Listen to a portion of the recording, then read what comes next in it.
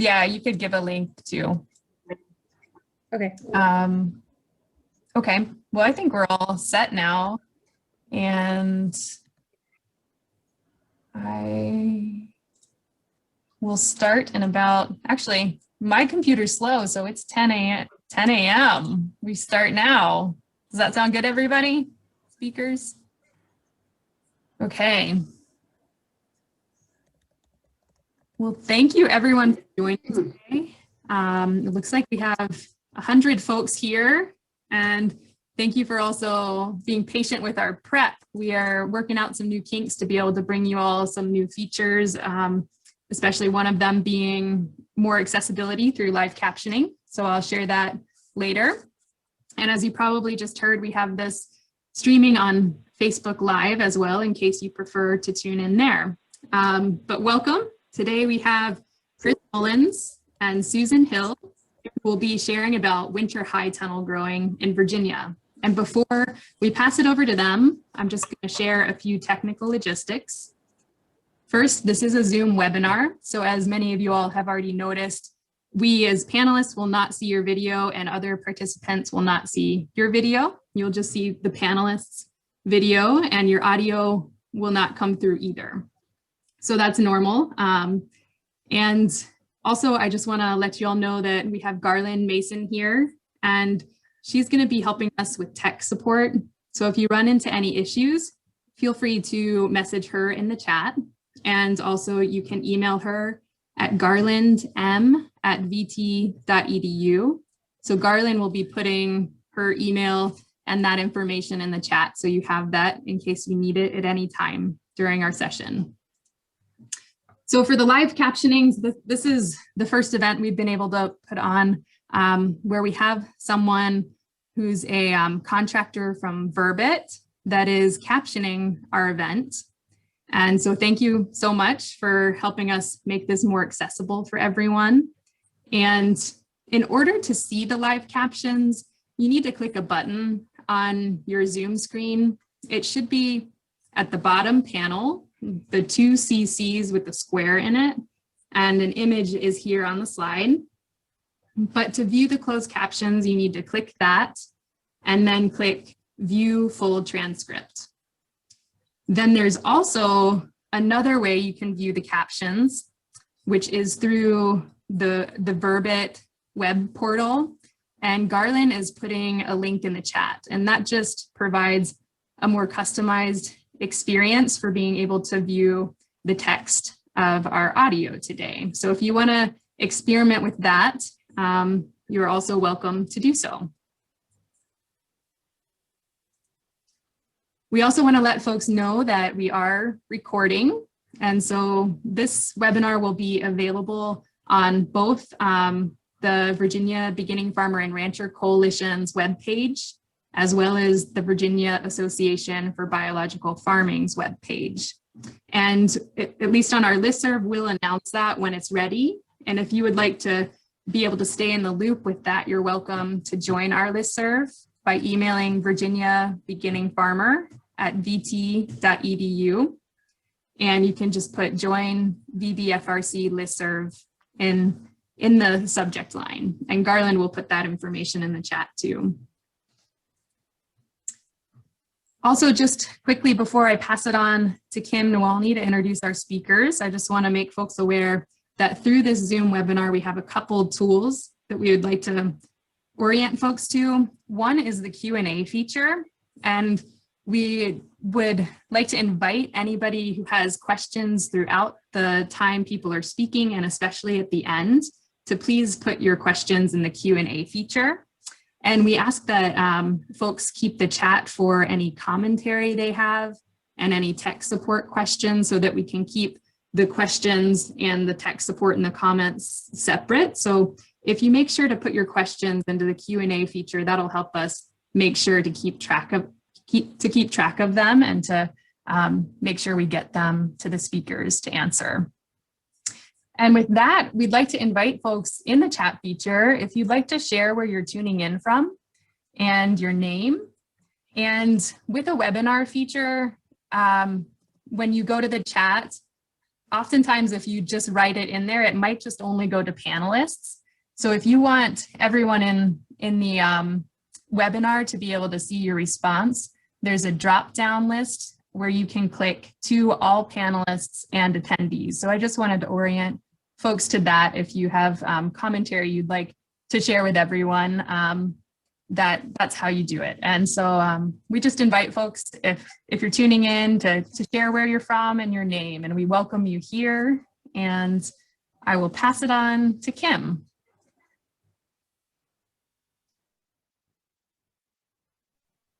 Right. Thank you, Katie. Thank you so much. We appreciate all of the work that goes into putting together our programming, and it takes a wonderful team, and that's what we have here. So I am Kim Nawalny. I am a faculty at Virginia Tech in the Department of Agricultural Leadership and Community Education. And I also serve as the director of Virginia Beginning Farmer and Rancher Coalition, and serve as the director of Agribility Virginia. These two programs often work closely together, and we'll have some more opportunities for programming in this later this spring. I'm also really pleased to share that one of the major goals for the Virginia Beginning Farmer Coalition is to provide constant communication and networking and capacity building, not only directly for new and beginning farmers through direct education, but to support and connect our educator audience, our organizations, and our service providers who are working to do exactly that, directly support new and beginning farmers across Virginia. And we have several of those collaborators here today as part of our work, which I want to, very warmly welcome and acknowledge the Virginia Association for Biological Farming.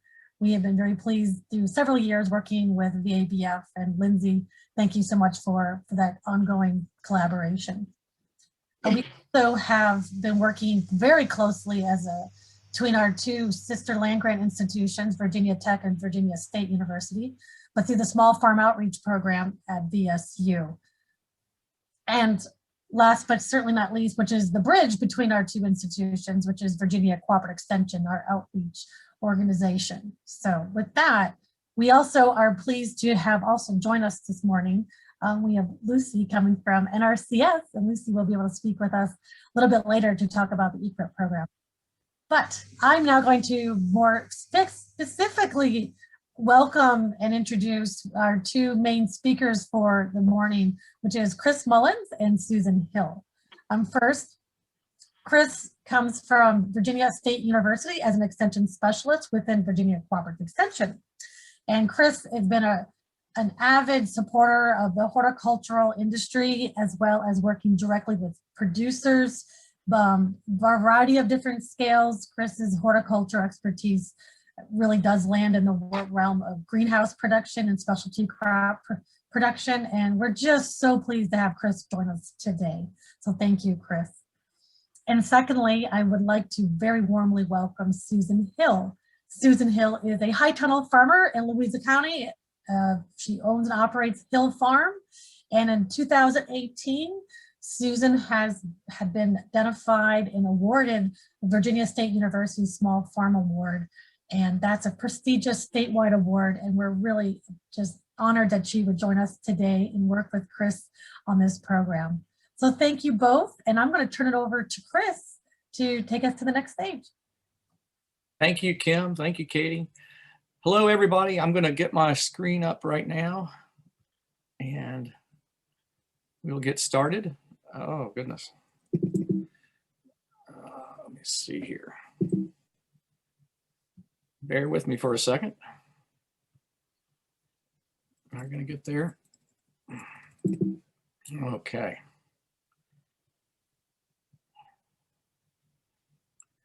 Okay. All right. Hey, everybody. It was great to be here. I appreciate the invitation to talk with you today. And I'm glad that Susan is able to join us and be part of this presentation. And so what we're going to do, I'm going to talk a little bit and give you kind of an overview of some of the things that you might be interested in as far as growing vegetables in the wintertime. And then Susan and I were able to I was able to go to Susan's place, and we did a video kind of showing you all the great things she's doing in her high tunnels. And so that's going to be the second half of the presentation. So again, thanks for the invitation, and we're going to get started because we kind of don't have a lot of time today to kind of give you an overview of what you might be doing to grow vegetables in the wintertime. I believe there's an opportunity, and I think many of you do also, as you're coming here to talk about or to listen about growing vegetables, for season extension, for out of season growth, where you might be able to get increased yields. This might be a time when you have less insect and disease pressure. The possibility of using some of these season extension technologies in an organic situation.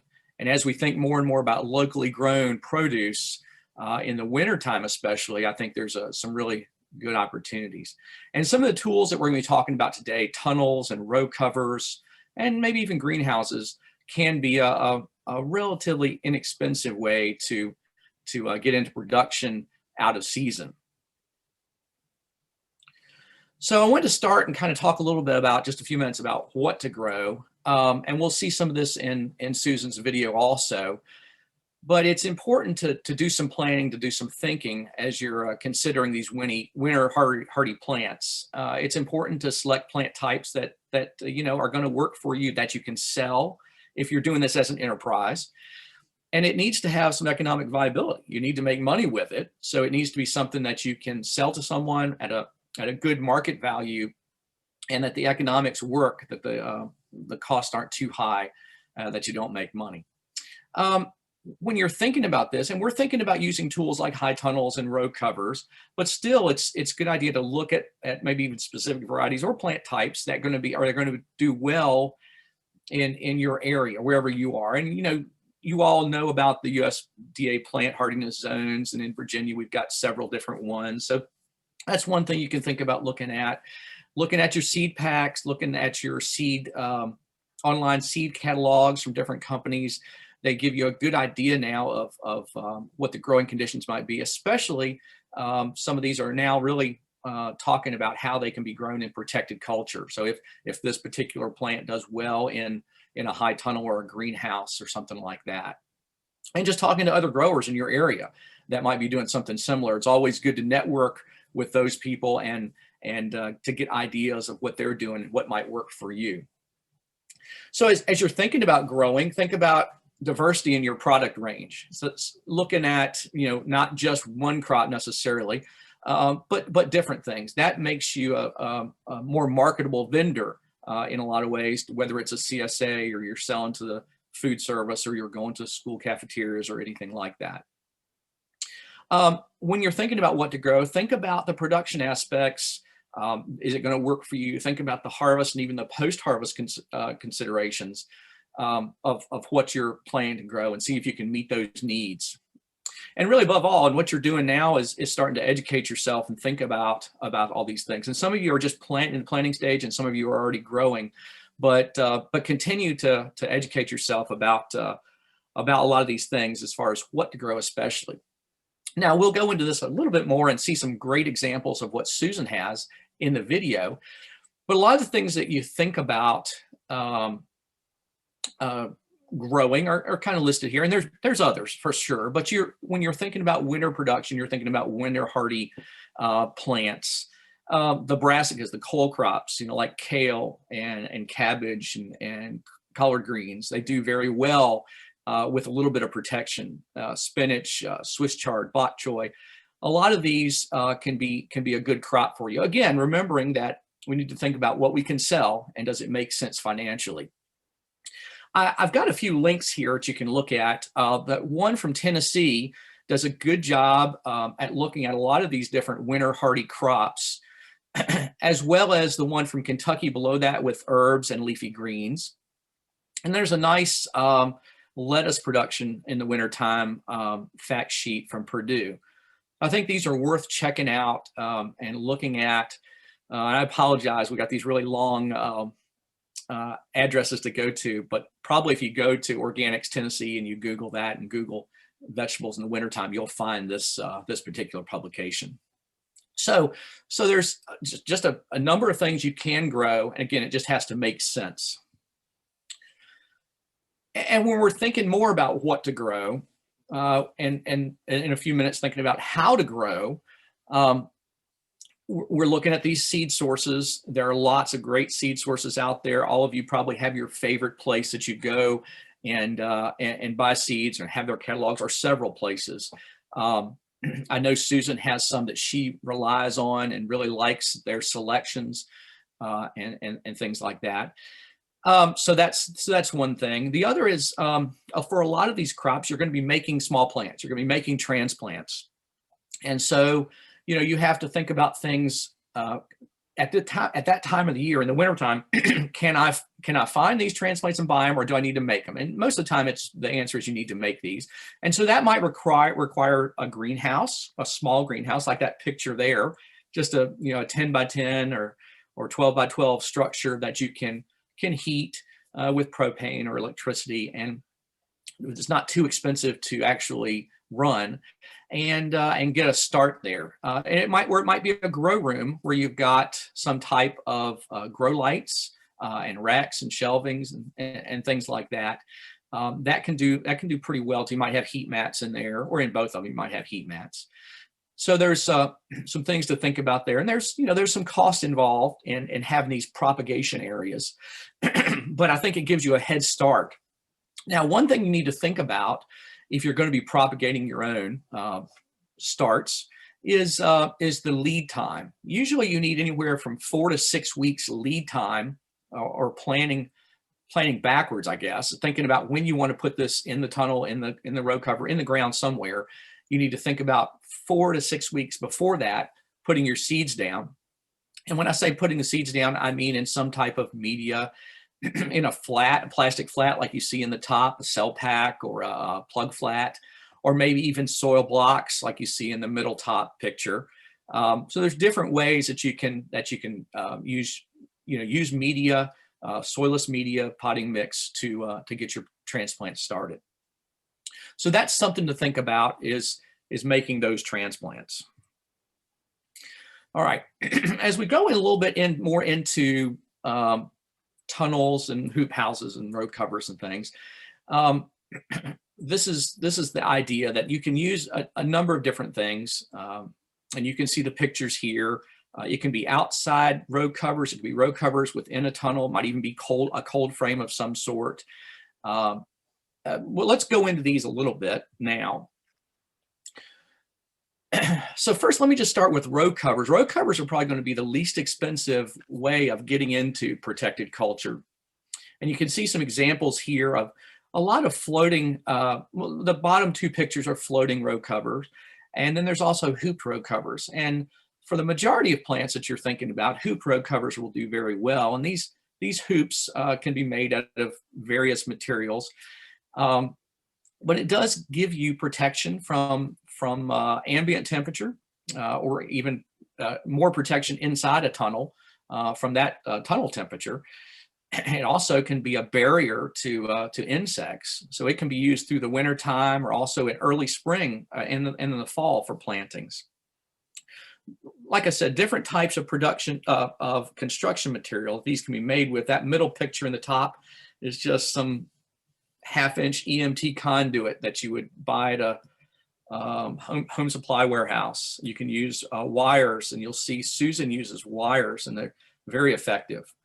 And then the fabric that you'd use over top of those, whatever it is, it could be some type of polypropylene, a fiber material that's breathable, or it could be a polyethylene type plastic. But either way, it needs to be either breathable or needs to be able to ventilate it in some way. So the typical thing you think of, the Remay, the Agribond, like you see in that bottom picture, are going to be more breathable, but you can see there also can be vented. And the picture at the top is going to be polyethylene plastic or plastic sheeting, and that's going to need to be vented in some way. One of the manufacturers lists some of the attributes of different weights of these frost protection fabrics, especially the spunbound types. And you can see they go from lightweight to heavyweight, and it's ounces, and it kind of gives you a little bit here as an idea of what the protection might be, and also gives you an idea of the light transmission too, because that's an important thing to think about if you're going to keep these on, if you need to keep these on for an extended period of time. Just some quick considerations as we finish up row covers is, these can be reused, and they should be, because it's an expense that you have, and you don't want to waste money. So being able to reuse these is critical, I think, but being careful to store them properly, in a dry place, out of light, maybe wrapped in plastic, black plastic or something like that. Always use sharp scissors. It's just seemed like common sense, but this can fray a little bit. So use sharp material to cut, something sharp to cut it with. And it does need to be secured either with ground staples or rocks or sandbags, concrete blocks, something like that to keep it down. And it does need to be vented occasionally. Susan will mention that she vents hers quite often. It's something to think about too, that, if you do get aphids or something like that trapped in here, they can quickly proliferate. The pest populations can grow very quickly. Let's see. That's about it. It can rip if you're not careful with it. It's very thin material. So now, as we kind of switch gears to a kind of a more expensive tool to grow in the winter time or for season extension, we talk about a high tunnel structure, and you might call it a hoop house. It's a high tunnel, an unheated greenhouse, basically. This is a structure that's going to look a lot like a conventional greenhouse, but it's going to lack the active heating and cooling systems that you would see, unit heaters, exhaust fans that you'd see in a typical greenhouse, where you can grow year round and keep a very optimum temperature.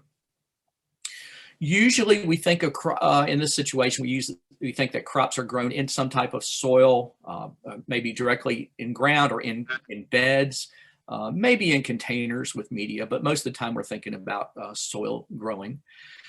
And they do. This protects the crop from frost, light frost to medium frost, and also keeps rain off the crop, keeps hail events from destroying the crop. So all around, these can be great structures. I know Lucy was going to talk in a little while about the NRCS program. I just have that slide here as a placeholder, and I will say, as she gets into more specifics, this is a great program if you're thinking about high tunnel production. A really good thing to get into with this type of cost share. And it's not new to Virginia. It's been around for a number of years now. After it was rolled out nationally, it came to Virginia pretty quickly. So these are some examples of tunnels that we're thinking about. We're thinking about single bay structures. These are metal framed, except like the picture on the bottom is a PVC structure. You also see some wooden structures. So this might be, and cost varies. It's going to be, the most expensive are going to be the metal structures.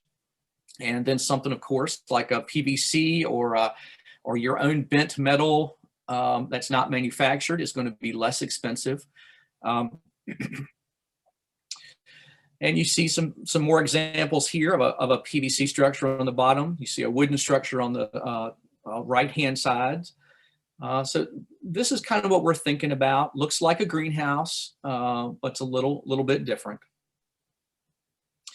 When you're thinking about putting one of these high tunnels up, you need to think about, siting it properly. And orientation with these structures is probably, because you ventilate the structure with curtains that on the sides that drop down or raise up to ventilate to allow air through. Most of the time, we don't necessarily consider sun orientation. We consider wind orientation on these. So a typical greenhouse, you might orient differently based on shading because of the metal structural portion of the greenhouse.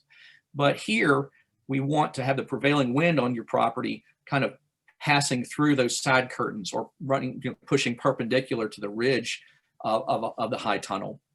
That's going to give you the best ventilation. I know we're thinking about winter growing right now, and you don't think you're going to be, ventilating much, but you still will ventilate some. But, later on, as you manage the high tunnel for temperature, later on in the spring and even in the fall and the summer, of course, you're going to be ventilating, and you want as much ventilation as possible. You want to watch out for shading, as we think about locating this on the side of a building maybe or near trees. We want to think about, staying on the southern side and not being near a lot of shade structures. Of course, it's always nice to have windbreaks that are close by, as long as they don't shade too much. And thinking too about where the sun is, it's important to think about, if we even think about sun mapping, we can think about where the sun is going to be if you're growing through the winter time, or if you're growing in the spring or growing in the early summer or fall. That can be easily figured out for your specific location, where the sun is going to be, how low or high in the sky it's going to be, and how shading might affect your production. Also, drainage. It's really important to make sure that this is a well-drained area and the low spots are not in the tunnel. Making sure that the soil inside the tunnel is a little higher than the outside, or possibly swells around the tunnel to remove water away from it. It's very important to think about that when you're siting it. And then, we think about construction. We think about this is a structure that can be built by many, if not most of you. There are companies that will build this for you. And it requires just a little bit of construction knowledge. You're going to be up on the ladders a little bit and some tools. And generally you can find someone locally that's put up a greenhouse or a high tunnel, and they might be willing to help you. So this, I guess I'm saying, be confident. This is not too difficult to build. There's the materials you see here, the list that I've put together are just pretty basic: bows, purlins, ground stakes, frame. But it's pretty easy to put up, especially if you have a little bit of knowledge of construction.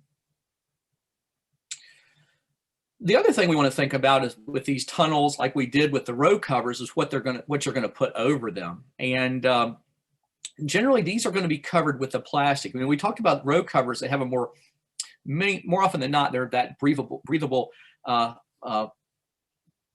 polyester type fiber. With the high tunnels, we're using mostly polyethylene sheets, and that's going to be a greenhouse grade plastic. And it's more expensive than construction grade or plastic you might buy from the hardware store.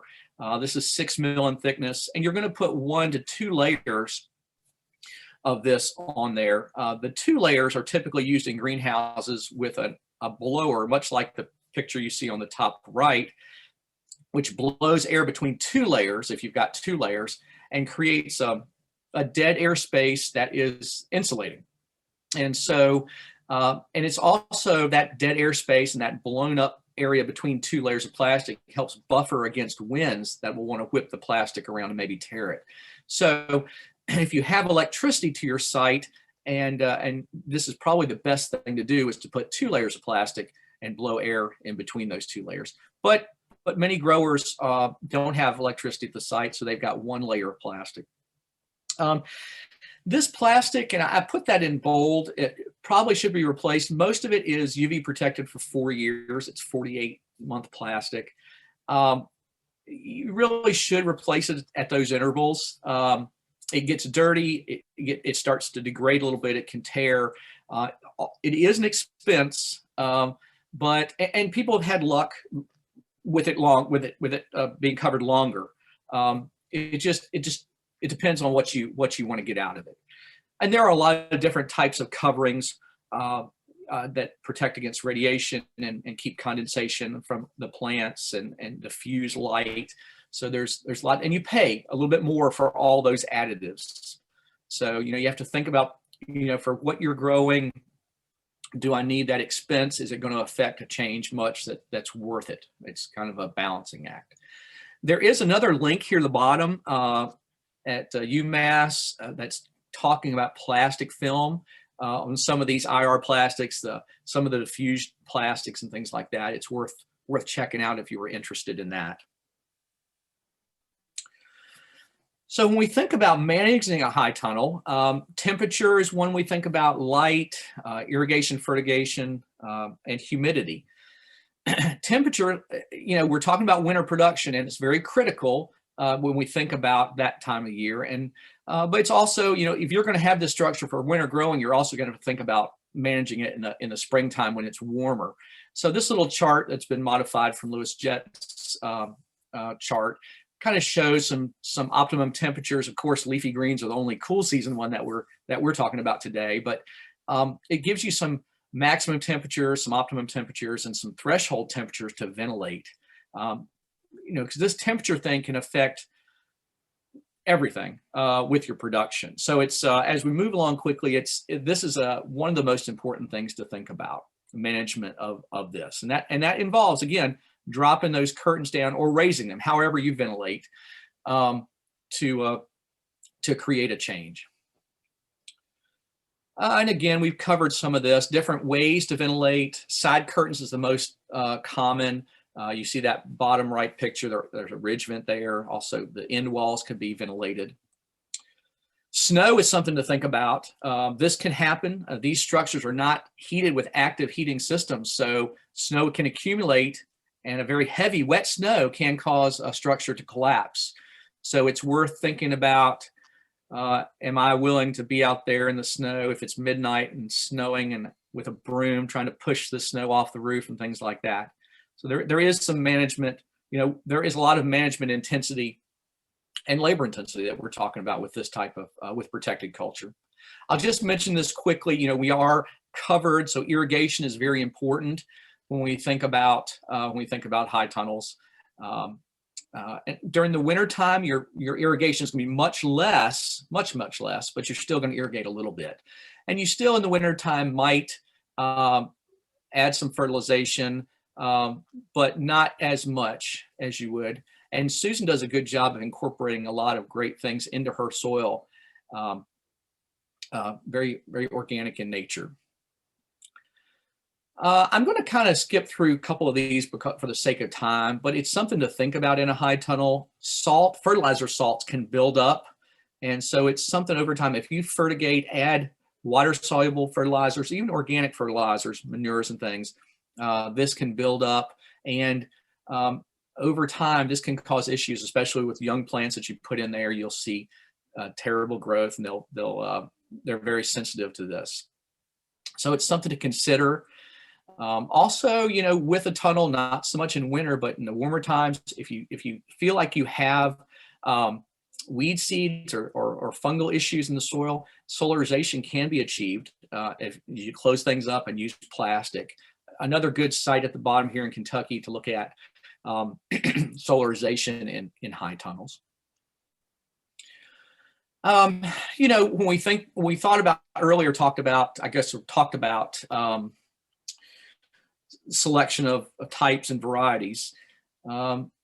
Marketing plays a big role in that. Can you sell it? What's your outlet? And there's different places you can sell, and some of you are already selling, and so you've got a market already, and you're going to be thinking about winter production in row covers and high tunnels and greenhouses, whatever, to add another season of production and more work to your farming operation.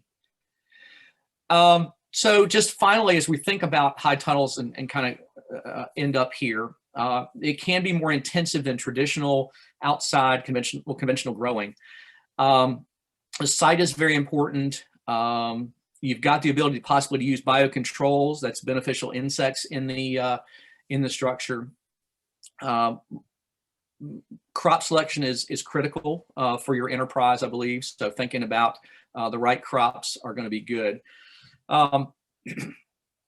Here are a few other resources of companies that sell structures, that sell supplies. This is just a few. There's lots and lots of them out there, and also some organizations that have done a lot of work in these areas. I will also mention that a Virginia native, Pam Dalling, has written a great book called The Year-Round Hoop House, and it's worth checking out, especially as we're thinking about winter production or a year-round production, really. And it comes, this book comes from a lot of experience. So that's very valuable. It's worth checking that out. And Susan's also got, I know, a great book that she's used that she'll mention that's worth checking out.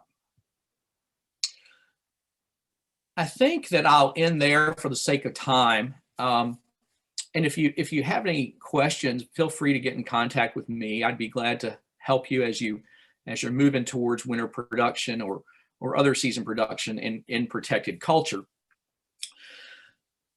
I think I've got some pictures, Susan, we'll talk about in a minute. But I think with that, I am going to introduce Susan Hill.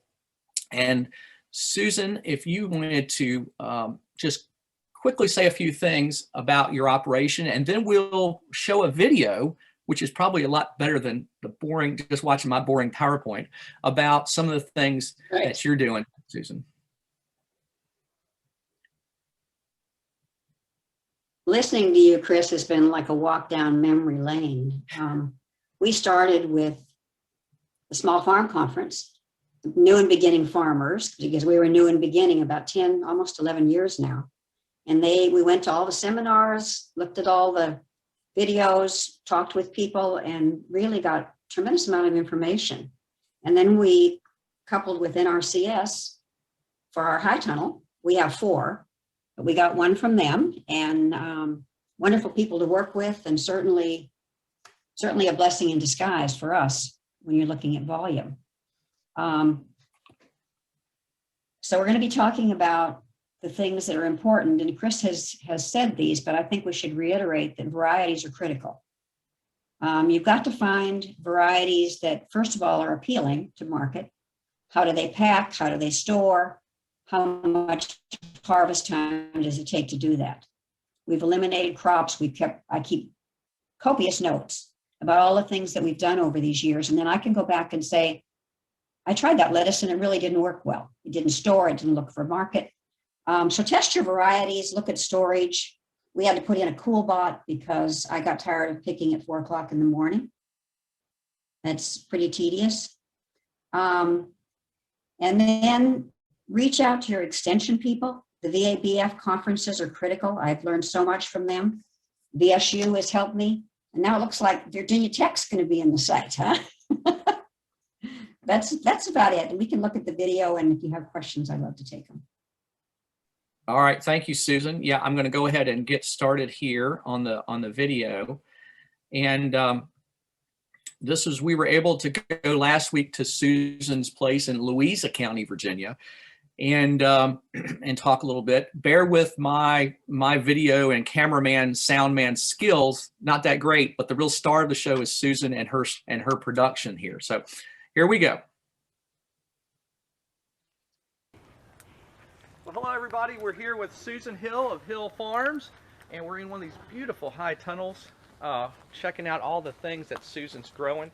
Susan, how are you today? I'm doing fine. How are you? Good. Tell us about what you've got going on here in these high tunnels. Okay, we're doing production 12 months of the year on Hill Farm, and our best production is winter production. We spend a lot of time planning, and we'll talk about that. And in the summertime, everyone has tomatoes, peppers, whatever. In the wintertime, they're hungry for greens, salads, beets, carrots, all the wonderful things that you can grow in the winter and get so much better quality than you can in the summer. Yeah, this looks wonderful here as I pan around and really look at your production. It is amazing. And here we are, you know, in the middle of February, and this high tunnel, really nice in here today, staying warm, staying, you know, just the right temperature for all the crops. I have to call you back. We're filming. And I noticed the beds Bye. are very nice, easy to plant and easy to grow. So tell me a little bit about some of the things you've been doing this year as far as planning for or what do you do for planning and getting ready for production in here? Production in the wintertime has to start all year round. I keep notes, copious notes, I actually make sketches of my high tunnels, and as I plant, I write down what I've done, when I put it in, and when I harvested, because the seed packets don't give you the real time that you're going to get in a tunnel. It's a different growing environment. And then I also make notes on what works and what doesn't work. If something needs a little bit warmer, then I put it in a different tunnel because I get different temperatures in different tunnels. But it helps me, and then in December, I can look at this, figure out what my production will be for next year, and start ordering seeds based on volume, quantity, and trials. You have to continually trial what you're doing in the tunnels.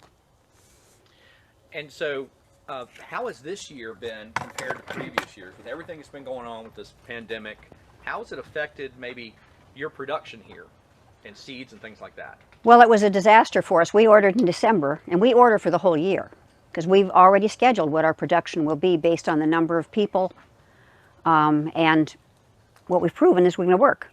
So anyway, this year I had ordered everything in December and expected a lot of seeds in March when their new crops come in, and didn't get anything. Well, the seeds were about 3 months late because I called several of the seed houses, and they said they couldn't get people to pack because of the pandemic and because of the spacing. So I ended up with different varieties and a very late start. And it was almost disastrous, but I was able to pull it through because my CSA is very patient. Well, you know, you mentioned a CSA, and I don't want to get too far ahead because we're talking about production here. But a CSA, explain what that is and kind of explain quickly your experience with that and how it's working for your operation here. That's all we do now. We've tried restaurants, we've tried commercial, and farmers markets. We do CSA, which is community supported agriculture. They pay a monthly fee for a basket of vegetables, generally about 7 varieties in there. And ours runs 12 months of the year. It's a marvelous way to get in the market. It's consistent income. There's no billing, there's no running around trying to find the chef, none of this stuff. And the connection with the customer is what I love. We swap recipes, they look at the baskets, they love them, they don't like it. Their babies have our spinach for their first food. It's wonderful. So as somebody maybe interested in getting into farming or a beginning farmer, a CSA might be a good outlet for their products. I think it's an excellent outlet, and if you read the statistics, CSAs are booming right now. And the critical thing about those is retention. It used to be the average, I think, was 3 months retention, but we found that people aren't going to eat kale all year round. So we mix it up. If you look in this tunnel, we've got charred several different lettuces, wonderful radishes. Those are golden beets over there. We have let's walk. collards. Let's walk and maybe we'll look. You can show us Yeah, some of the let's things look. you've got Let's here. start down here. Okay. Okay, we're trying a mix of lettuces. I'm not much of a cut and come person, but I needed to get more production. So I went ahead and I blend these together to make nice bags. Just look at the beets. These are golden beets right here. They love the cold. I don't care whether I cover or not, the beets continue to grow, particularly the golden ones, but I don't have luck with the, I have the best luck with the golden, which is the old heirloom. Right. Okay. This right here is a new kale I'm trying. It's called Ragged Jack. It's from Russia. Okay. I'm excited about it. It's going to be a red kale when it gets done. I think it'll be great. Those are radishes. Those are Shawu radishes from China. Back there, I've got them everywhere. I think somebody could make a living growing radishes in the winter.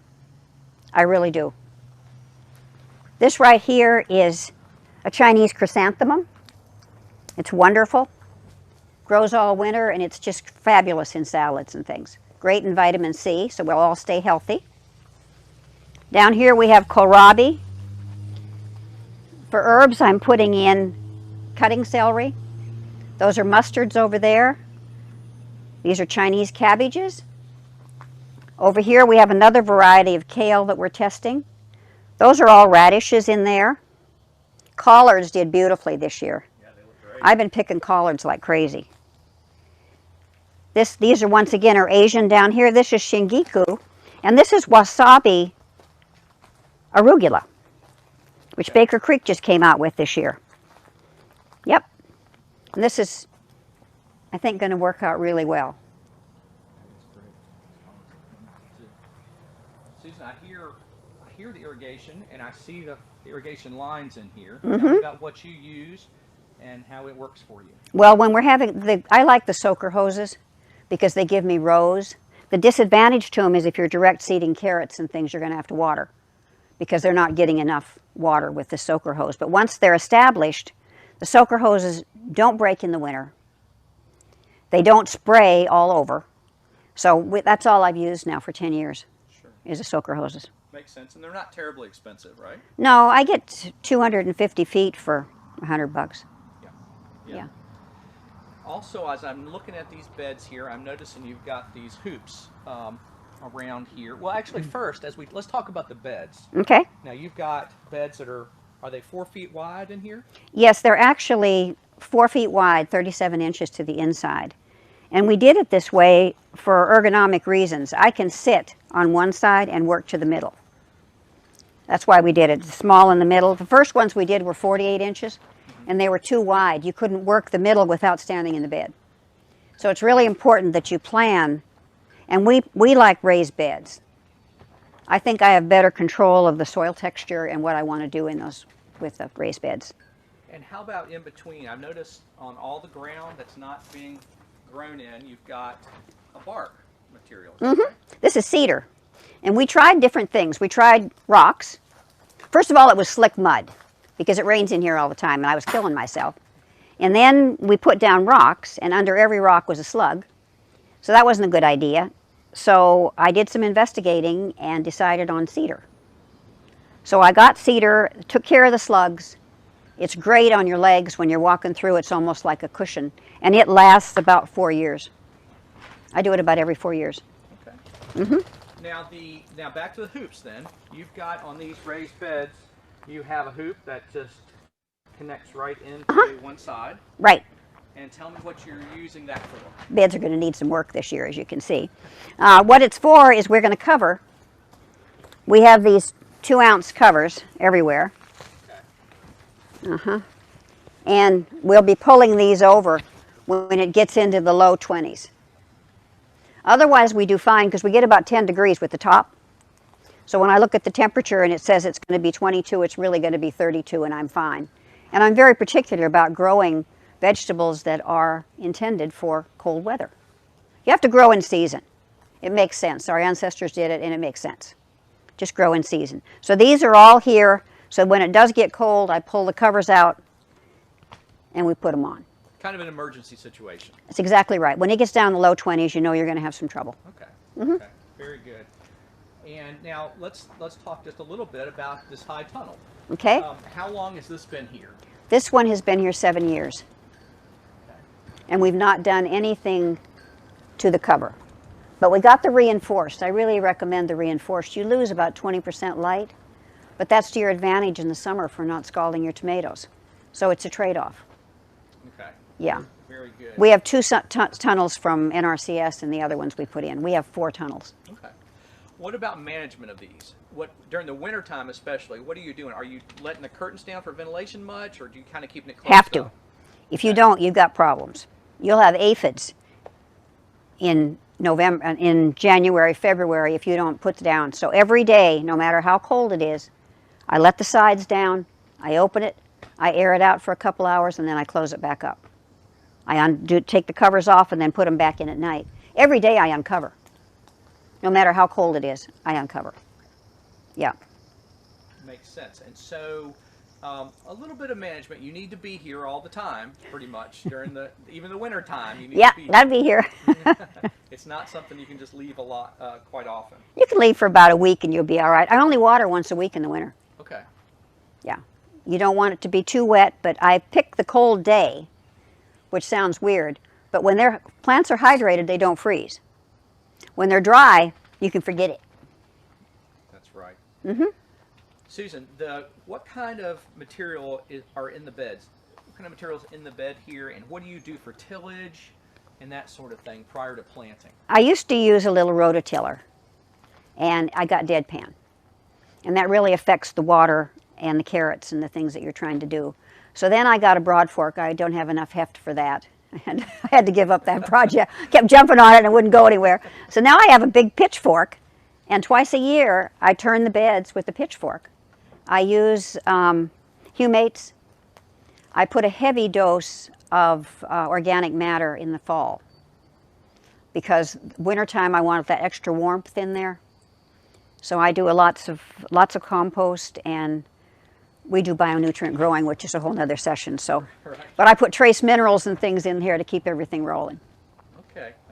Yeah, so a broad fork is a good thing for people to use. Oh, it is if you got enough heft for it. Right, because it really, in a way, tills, and double digging also. It does a great job that you might not, you might not have to use any type of rototiller to do your tillage. Right. And even if I'm doing it in between, well, like today I planted these because I pulled out another one. I will go during the winter and go like this between to make sure that water is going down in the soil. I take this little Korean hoe, and I shouldn't have my foot in the bed. That's not a no-no. But what I do that just to keep it, to make sure that I'm getting water penetration and it's not building up on the surface. Okay. And this it looks like it's very easy to plant in. Yeah, it is. You have to have texture like this. This is what you have to have. And this is down deep. That's what you've got to have. And if you do the right compost and don't over-till, it's almost a no-till situation. Right. Yeah. Very good.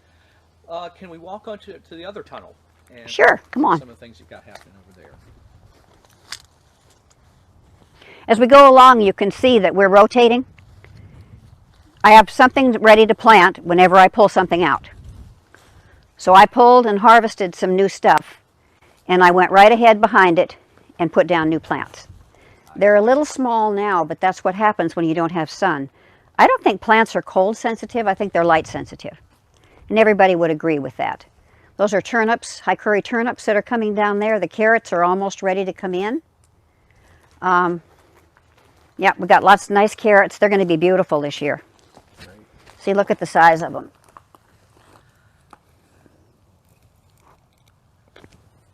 Yep, That's wonderful. yep, the carrots are ready. Yep. So we'll start pulling those out. And then this has been an experiment. I wanted to have a Asian mix, stir-fry mix. And it said to plant it just in rows, to direct seed it. And I did that, and it was so dense that I had aphids everywhere. So now I'm experimenting with spacing it and see if that'll work so I can still get the mix. Over there I've got spinaches growing. I've got the early spinaches, the late spinach, because I want to carry that as long as I can. Spinach is a biggie. So for planting, a lot of times you'll do almost like a succession planting where you'll stagger your planting times. Yep. Okay. Yep. And that's important for your market because that way you'll always have something available, correct? Absolutely. Okay. Absolutely. I stagger all the plantings. This is the chard that's going to be coming in. When the other comes out, this will be ready. Very good. Uh-huh. Makes sense. You've got to do that. It works. These are Chinese cabbages. This is an interesting one. This is pepper cress. I love watercress, and you can't get it because I don't want to grow it. I don't want buckets of water everywhere. So this is supposed to be a good substitute. It's called pepper cress. Very good. And down there is our October planting of garlic. All right. Oh, we do lots of garlic. Lots and lots of garlic, and it'll just nestle down in here. And you've mulched this? Yep, I've mulched it, and I've also put my alfalfa pellets on it. Okay. That feeds it all winter. But this is the spinaches. This is what we're picking now. This is what's coming along. So we'll always have fresh. This was the Detroit beets, which we used to always grow, and they didn't do well at all. So I'm getting ready to pull this bed. The red beets don't really like the cold weather. Well, with the way you've got this set up, you can quickly move something out and put something back I've in. already got the plants in the basement. So tell us a little bit about that. You do a lot of transplants, and how do you do it? What do you do? Do you have a separate greenhouse for this, or you do it, like you said, in the basement? I have, in the summertime, I can use our little greenhouse because I can keep it cool. I start there in about end of March, then I can move them outside. Otherwise, in the basement, we just have long shelves with LED lights. I like the LED lights because I get a really good root development, and I also have a full spectrum light, and they don't get as hot. Heat is a big problem. They dry out too fast. So these have taken 1 month, the ones that I put in. It takes about 1 month to get my transplants going. So I can. So you just plan, you work back from there. I work back from 1 month. Okay. When I'm getting ready to clean a bed, I better have something that's going to go in at the end of that month. So I do the 72 flats. And you have to plan your flats based on the space you have. So if you have something that needs to be at 12-inch centers, and you've got, say, 10 people in your CSA, we're just talking numbers, then I figure that I'm going to have 3 harvestings of Chinese cabbage. So I'm going to do 30 plants and a couple for good measure. And that way I don't have 72 plants that's going to take up a bed and are not going to be used. I think you've hit on just now that one of the most important parts of a CSA is planning on your end, trying to figure out how much to plant, even what to plant, which you've talked a little bit about, but how much is very important. Volume's critical. You've got to have a consistent, even if you're not doing CSAs, if you're doing market, when I was selling lettuces to market, they expected 30 a week. And I had to make sure that I had them and the spacing for them. So you have to constantly be following your plan. That makes sense. So Susan, as we were kind of starting to wrap up, because we've only got a short amount of time during this session, what are some things you kind of want to add that beginning growers, interested growers might want to know about? Education. Education. I studied every book I could read, and I finally ran across A Natural Farm, Walking into Spring. I had read all of Elliott Coleman's stuff, but it doesn't apply to Virginia. I mean, he's great, he's smart, he's got a good deal going, but it doesn't apply to Virginia.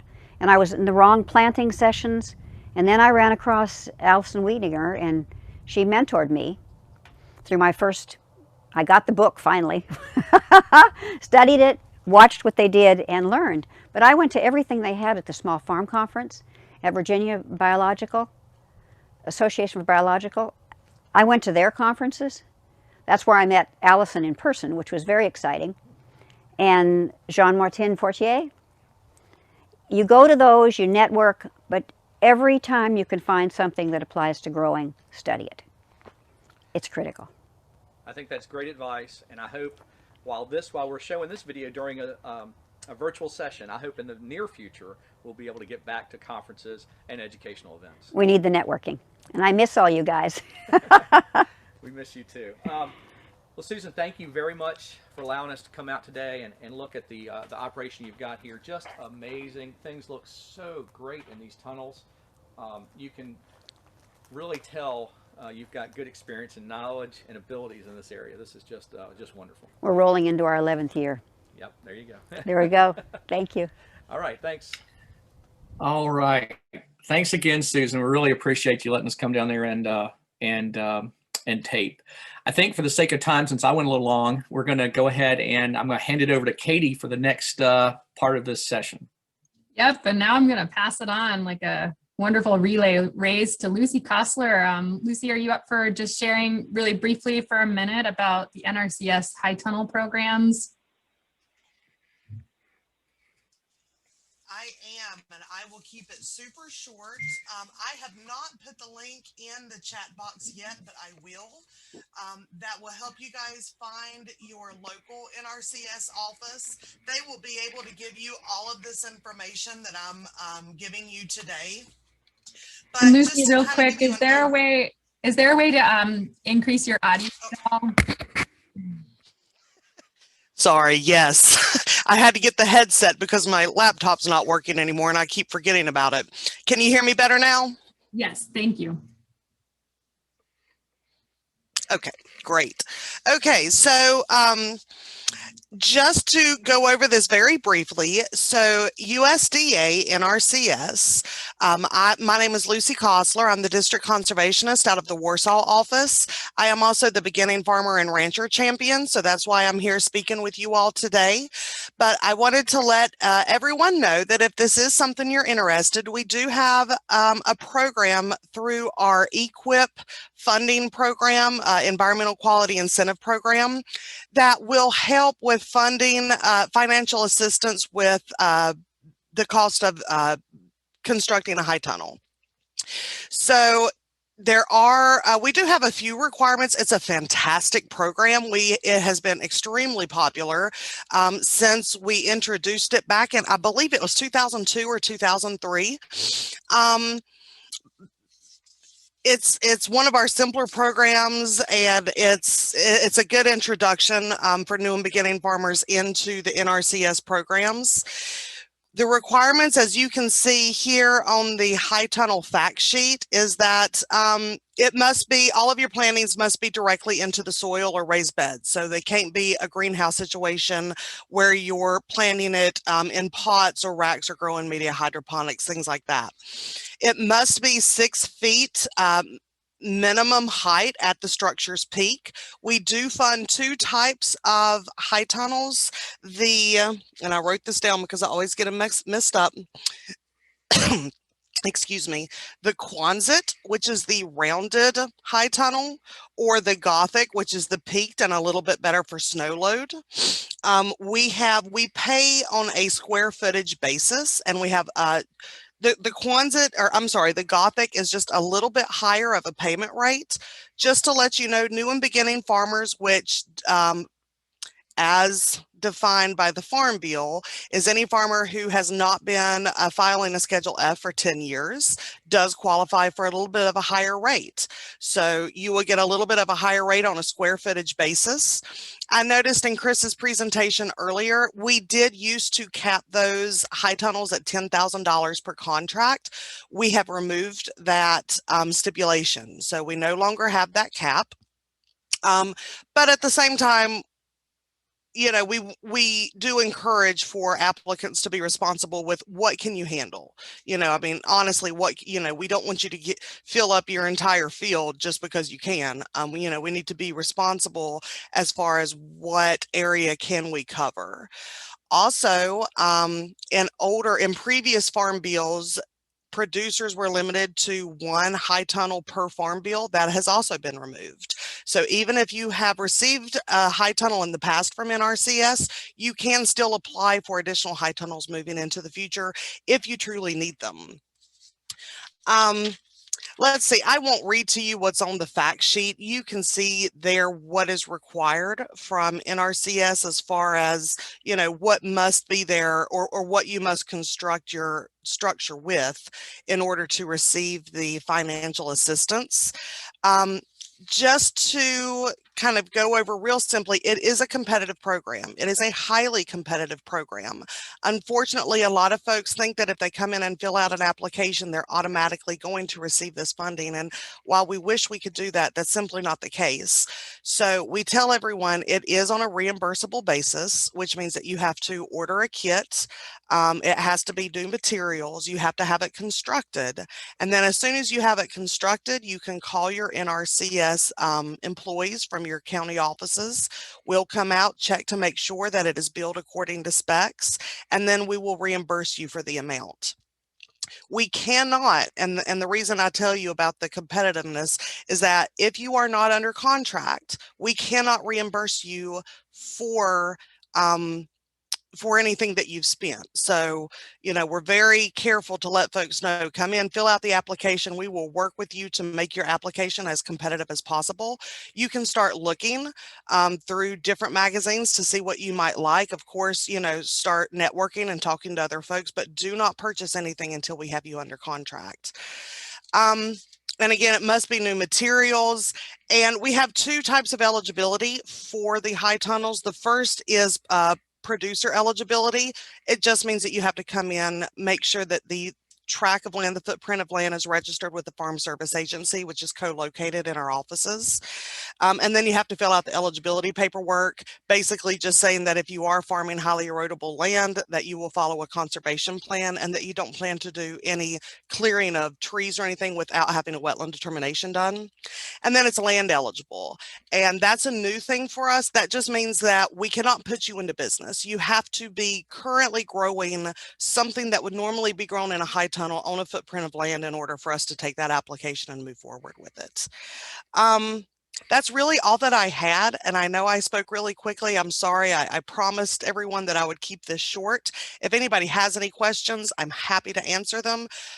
You're more than welcome to contact me through email or over the telephone, or you can contact your local offices too. I will put that link in the chat box here in just a few minutes. Great. Thanks so much, Lucy. And Mhm. to check in, I know Chris can stay on a little bit longer, Garland, Lindsay, and myself. But Susan, are you able to stay on maybe like 10 minutes later to answer questions? Or do you have any?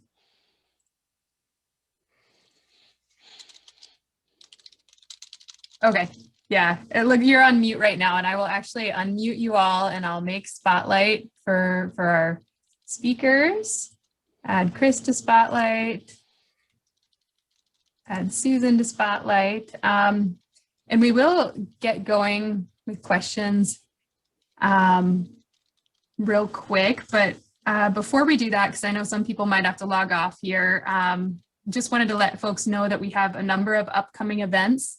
Those will be listed on the Beginning Farmer Coalition webpage, as well as VABF, and Garland will put that in the chat. Also, we have, VABF has been co-sponsoring these events with us, and as many organizations are pivoting, they've not been able to do their in-person conference this year, which has really shifted the ways that they're able to support farmers, and we're just wanting to make sure to uplift their work and invite people to support them in any way they're able to, and wanted to just invite Lindsay to speak for a moment in the ways that people might be able to do that.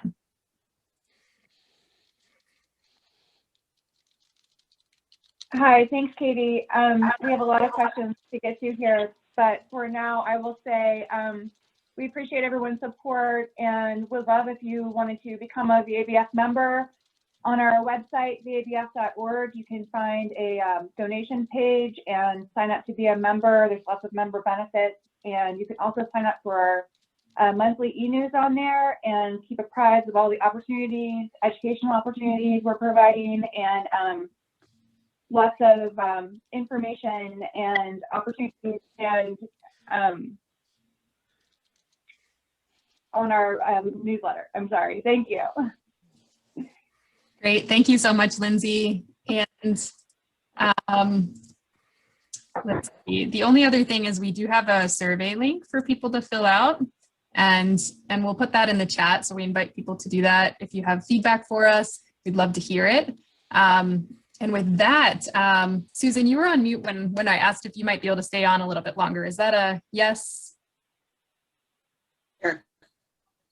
Okay. That's a yes. I will pass it over Yes. to Lindsay, who's going to moderate our Am I questions. still on mute? No, you're good. I hear you now. Thanks.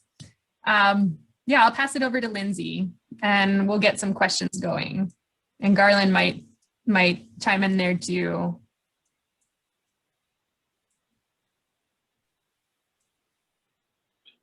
We have questions for Susan and Chris here. Cam wants to know, there are rumors the NRCS high tunnel program funding may be in jeopardy in the near future. Can you speak to that, Lucy? Yes. No, that is not in jeopardy. As I said, it's becoming more and more competitive, so it's not as easy to get funding as it used to be. But no, as far as I know, there are no plans to get rid of that that funding pool through EQIP. Thank you. Megan says, I have read that high tunnel over 100 feet has airflow challenges, but if it's any longer, the air will become stagnant in the center. I've heard it's better to use 50-foot tunnels. Does Chris know if that is true? Well, I think, I don't know necessarily, because the way that tunnels are ventilated, sometimes in greenhouses over a certain length with active cooling systems, you can reach limitations. But with the tunnels, because they're drop down curtains usually for ventilation, you don't see length being a real issue. What you can see is if you have a polyculture house where you've got tomatoes and eggplants and squash or something else, very tall crops in the center or on the sides, you can restrict airflow. If you have indeterminate tomatoes, for example, you can restrict airflow. Blackberries, raspberries can restrict airflow. So length, not so much, but just be careful and try to, when you build your structures, make your curtain wall, your curtain walls as tall as possible to getting maximum ventilation. Like I mentioned before, wintertime, we think about keeping everything tight and kind of warm, but for most of the year, we're ventilating a lot. I could add something to that. I don't know how this works. You're good. We opted for 2, instead of 100-foot, we went with 250s because I can also control climate better. When I'm transitioning from spring to summer, I can keep one closed and warmer and get the other one ready for hot. So I think there's an advantage to having 2 tunnels instead of 1. It's easier to manage your environment.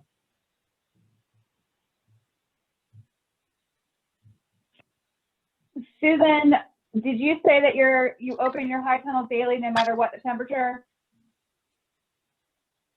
Yes. You have to have the airflow. We may have already answered this, but is it better to have one long tunnel or a couple short ones? Well, it's like Susan I like said, the short ones. Yeah, I think 2 shorts is easier. it works for Susan because of she's got maybe you might have different crops that you want, and she's preparing for spring and can do different things. from a organizational standpoint, it can work too. And then also it depends on your particular location. I've known growers that could not fit 100-foot one in, and so they split it up that way just for that reason alone. Mm-hmm. So there's definitely some advantages, right? There's more cost involved too because you have 2 ends. I mean, you have 4 ends instead of 2.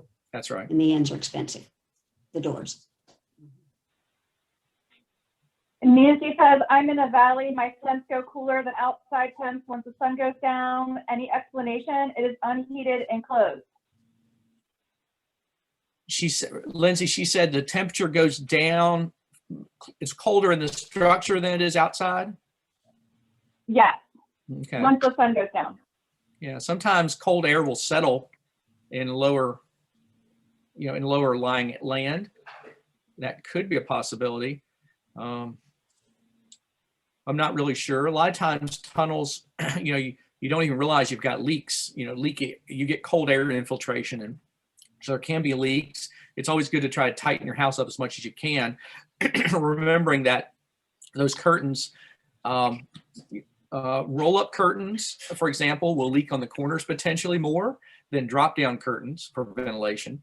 And but also drop-down curtains cannot seal all that great against the top. So, when you get a lot of cold air infiltration, a lot of holes, gaps, things like that, it's probably going to equal out a little bit. I don't know about getting colder, but it might be the location too, a low location. Thank you, Chris. Pat Banks has a 30 by 48 high tunnel right now with a lot of greens, but there's a lot of space in the tunnel above the soil. Curious if you know of anyone or have any ideas to utilize the vertical space. Not in the winter. I can't think of anything. Summer, you could. Go ahead, Chris. Yeah, no, I agree. I mean, I think there's opportunities if you really, there's vertical growing systems that you see more like the picture behind me in a heated greenhouse and hydroponics and things. But there's some opportunities. You want to maximize your space. I think Susan will agree that it's expensive real estate. You spend a lot of money to put that structure up. And so you need high market value crops. You need to use your every square foot as efficiently as possible. Did Susan bring in soil for her raised beds? Initially, yes, we bought a tobacco farm. Been in production for years and years, and you couldn't even get a shovel in the soil. So we put in raised beds and hauled in 30% compost, 70% dirt. Susan, we have a couple questions about what you're growing. Are you growing berries, what are your best lettuces for winter growing and your preferred carrot varieties? Oh, we just started growing berries. I needed to free up some time. With 4 tunnels, it's a lot. We don't have people to work on our farm. So I took 1 tunnel and I went to Virginia State to the conferences on berry growing. And I have one doing primocane blackberries. They're doing beautifully, and it keeps me from having to work that tunnel in the winter. And in the summertime, it gives me a wonderful variety. So we did do that and have not regretted it. And lettuces, I think the butterheads do better in the winter with the cold. They just do for me rather than the oak leaf. I'm not sure. Butter crunch, just about any of them are fine. And what was the other question? The carrots? The carrots, I don't really have a favorite. I do a variety. It's just whatever's on sale.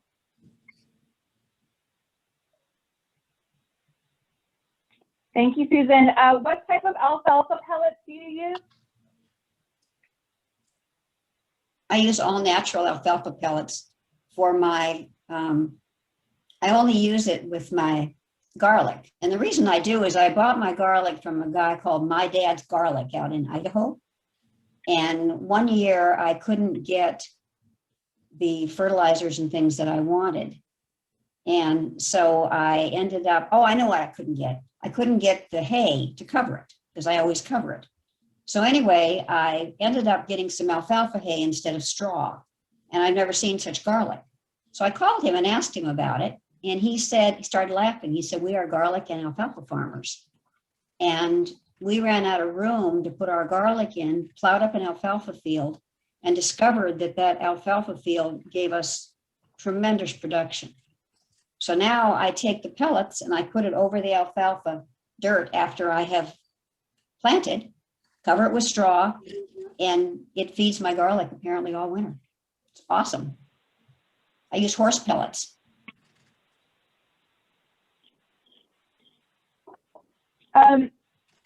Are the wire cages for tomatoes, Susan, in the video? I think The there were some wires. there were some in Oh, the you background. mean the trellises? The PVC trellises, I use those for cucumbers.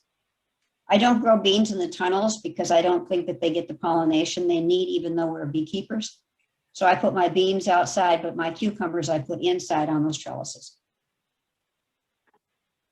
And what's the size of the tunnel in the video? 26 by 48. A couple more questions. Susan, curious on regrowth with multiple harvests during the winter months of your spinach, kale, collards, chard, etc. I don't have any trouble with regrowth. I plant a larger quantity because you're going to get a little slower growth, but I haven't had a problem. I keep it rotating it. When one crop starts to slow down, I've already got one following so that I can continue to pick, but I don't have any problem with cut and come again.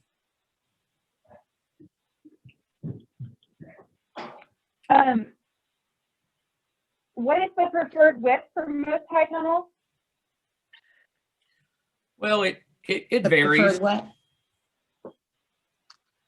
They want to know about the width, Susan. And I think yours, you said, are 26, and a common frame size, kind of off the shelf greenhouse frame, which you would use for this, is about 30 feet wide. So anywhere from 20 to 30 feet. And the higher, isn't it right, Chris, that the wider that is proportion to the height? It You get a can wider be. tunnel, you get a higher it tunnel, can you get be more different. room for side.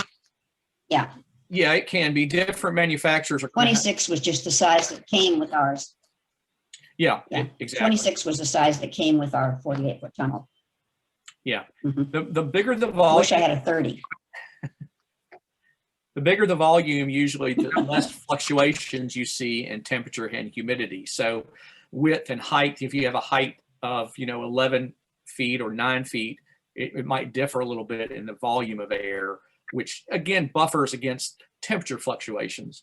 Because I think with lots of the crops that we're talking about in the wintertime, you want to keep, it's almost more important to resist big fluctuations in temperature for all crops really. So it's a good thing. A bigger volume is always better. Would you consider a fan, perhaps large portable fans for more controlled ventilation? We haven't used them, but my husband designed some big windows at the apex of the tunnel, and we put deer screening over them. We had the louvered vents, and we weren't happy with those because the birds get caught in them. So we put those up there, and it gives us a great ventilation. We open those up in the summer. The wind blows through the top and keeps it ventilated, and then we cover them with plastic in the winter. It's very effective. But we haven't used fans because I don't have electricity. I got mine before you could have electricity or water.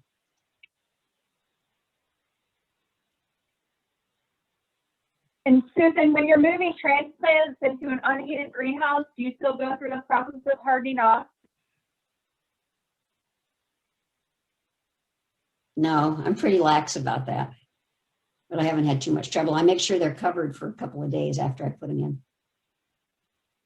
It's probably, it's not so bad in the wintertime. A lot of times and especially if you're going into a tunnel, you want to acclimate your small plants, but especially to wind. It's not so much temperature, but it's to wind. And so if they've been in a really lush growing environment, you just have to be careful. The nice thing about the tunnels is that they, keep a lot of that wind off of them. Mm-hmm. Okay, Patty also has a question about. And I look for the day. I look for a warm day. If you can use soaker hoses if you have well water rather than public water. Yeah, Susan uses soaker hoses, and she has wells, and I guess the concern might be with the question. The concern might be clogging, possibly. But I think you'd have probably less problem with clogging than you would with drip tape. So, Susan, do you experience any clogging issues or downsides of having soaker hoses with your wells? No, but we unscrew the end of the hose and flush them out at the end of the season. A couple times a year, we unscrew the back and just let the water go through. Sometimes, if it's a real old one.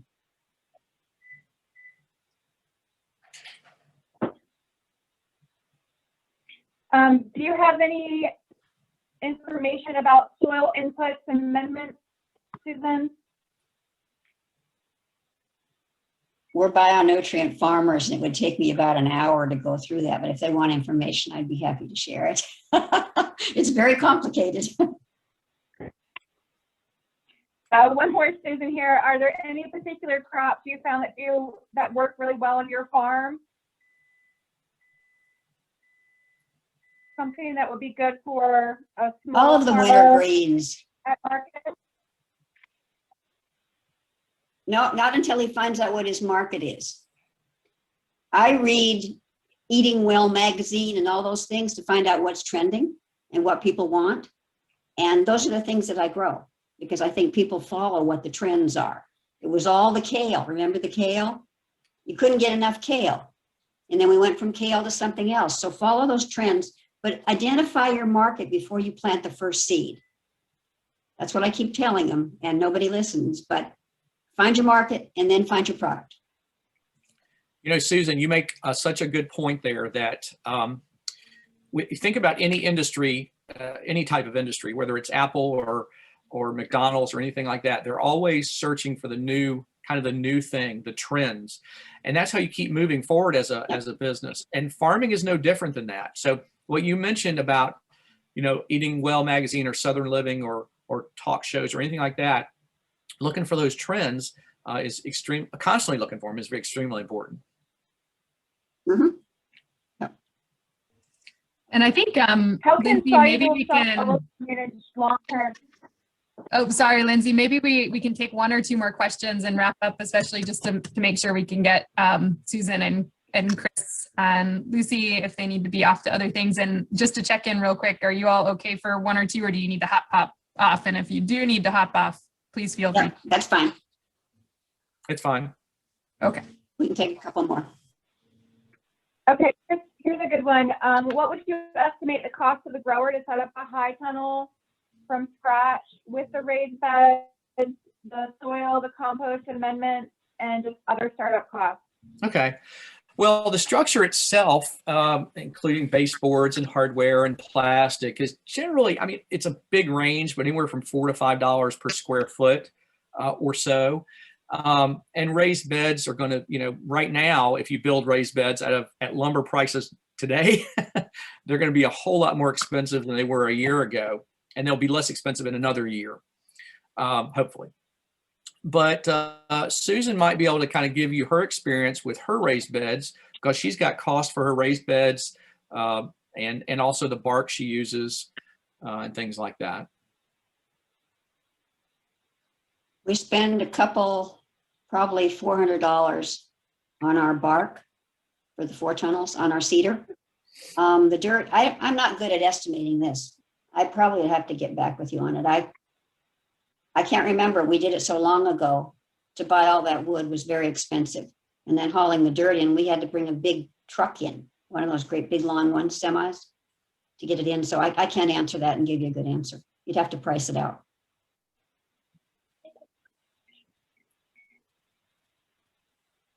How can soluble salt levels be managed long-term?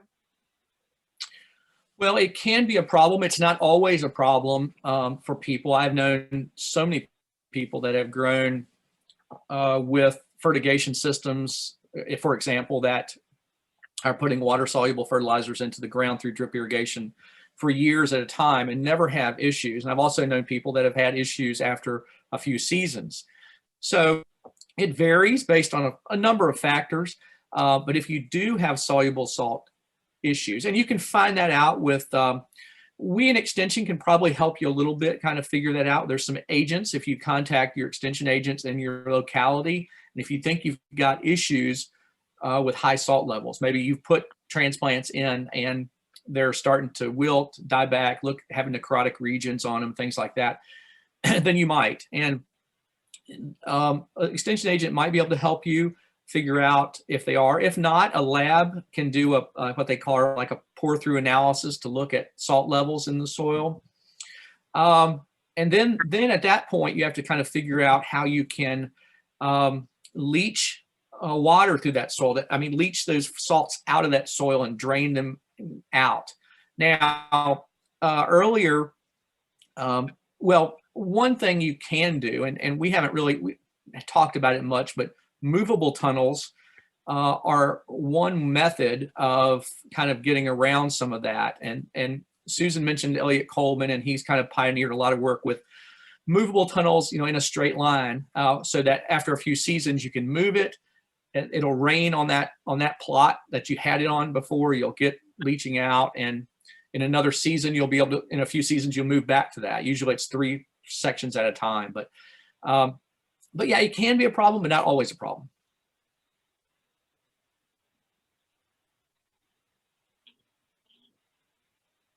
Thank you, Chris. I think that's all we have for now. And I just want to thank everybody so much. I know we're 26 minutes over, so especially our speakers, Susan, Chris, Lucy, thank you for staying on. We got all the questions answered here, so I just am very grateful for that. And thanks to everyone who's attending, who stayed on. And this again will be recorded and available on our website. So thank you all around. Lindsay, is there anything else you want to share before we head off?